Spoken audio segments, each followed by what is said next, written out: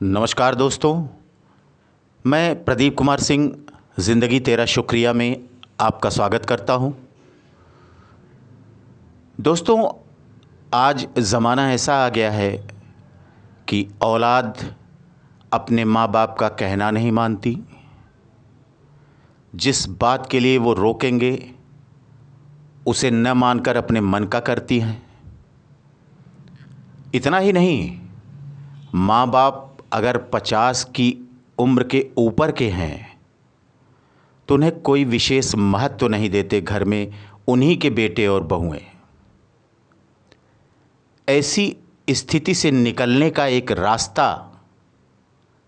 मुझे सूझ रहा है और इसी पर आधारित आज की कहानी है, जिसका शीर्षक है आजकल की नालायक औलाद का इलाज। अब 50+ की पीढ़ी को बहुत समझदार होने की ज़रूरत है। इस तरह के केस हर दूसरे घर की कहानी हो गए हैं। मेरे एक दोस्त के माता पिता बहुत ही शांत स्वभाव के थे। मेरा मित्र उनकी इकलौती संतान था। उसकी शादी हो चुकी थी और उसके 2 बच्चे भी थे। अचानक माँ का देहांत हो जाता है। एक दिन मेरा मित्र अपने पिताजी को कहता है कि पापा, आप गैरेज में शिफ्ट हो जाओ, क्योंकि आपकी वजह से आपकी बहू को परेशानी होती है। माताजी के गुजरने के बाद घर के सारे काम उसे करने पड़ते हैं और आपके सामने उसे साड़ी पहनकर काम करने में परेशानी होती है। अंकल बिना कुछ बोले बात किए गैरेज में शिफ्ट हो जाते हैं। करीब 15 दिन बाद बेटे को बुलाकर 10 दिन का उसके पूरे परिवार के लिए विदेश ट्रिप का पास देते हैं और कहते हैं कि जा बेटा, सभी को घुमा ला, सभी का मन हल्का हो जाएगा। पुत्र के जाने के बाद अंकल ने अपना 6 करोड़ का मकान तुरंत 3 करोड़ में बेच दिया। अपने लिए एक अपार्टमेंट में अच्छा सा फ्लैट लिया तथा बेटे का सारा सामान एक दूसरा फ्लैट किराए पर लेकर उसमें शिफ्ट कर दिया। जब बेटा घूमकर वापस आया तो घर पर एक दरबान बैठा था। उसने बेटे को बताया कि यह मकान तो बिक चुका है। जब बेटे ने पिता को फ़ोन लगाया तो वह बंद आ रहा था। उसे परेशानी में देख गार्ड बोला, क्या पुराने मालिक को फ़ोन कर रहे हो? उसके हाँ कहने पर वह बोला, भाई, उन्होंने अपना नंबर बदल लिया है। आपके आने पर आपसे बात कराने के लिए बोल गए थे। और गार्ड ने अपने फ़ोन से नंबर लगाकर मेरे मित्र की अंकल से बात कराई।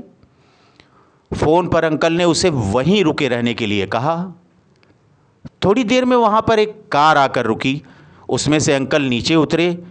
उन्होंने मेरे मित्र को उसके किराए वाले फ्लैट की चाबी देते हुए कहा कि ये रही तेरे फ्लैट की चाबी। 1 साल का किराया मैंने दे दिया है। अब तेरी मर्जी हो वैसे अपनी पत्नी को रख। और यह कहकर अंकल जी वहाँ से चले गए और मेरा मित्र देखता रह गया। यह एक नितांत सत्य जयपुर की ही घटना है। अतः अब बुजुर्गों को ऐसे नालायक बच्चों से साफ कह देना चाहिए कि हम तुम्हारे साथ नहीं रह रहे हैं। तुम्हें हमारे साथ रहना है तो रहो, अन्यथा अपना ठिकाना ढूंढ लो। तो दोस्तों, हो सकता है कुछ लोगों को मेरी ये कहानी बुरी लगे, उन्हें बुरा महसूस हो, लेकिन ये एक हकीकत है और हर व्यक्ति जो आज जवान है कल उसे भी बूढ़ा होना है।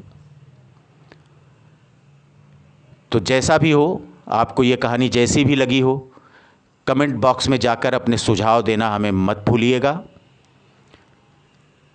इसी तरह से कुछ हकीकत भरी कहानियाँ लेकर के अब आपके सामने उपस्थित होते रहेंगे। आपको मेरी कहानी पसंद आए तो प्लीज़ हमारे इस चैनल को लाइक और सब्सक्राइब करना ना भूलें। जितना ही आप मेरा हौसला बढ़ाएंगे,